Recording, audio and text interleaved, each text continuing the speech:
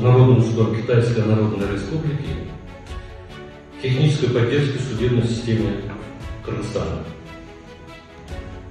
Для нас данный вопрос имеет большую важность, так как в настоящее время идет активная работа по созданию необходимой инфраструктуры и разработке информационных систем, направленных на повышение открытости, прозрачности, доступности и эффективности нашей системы правосудия.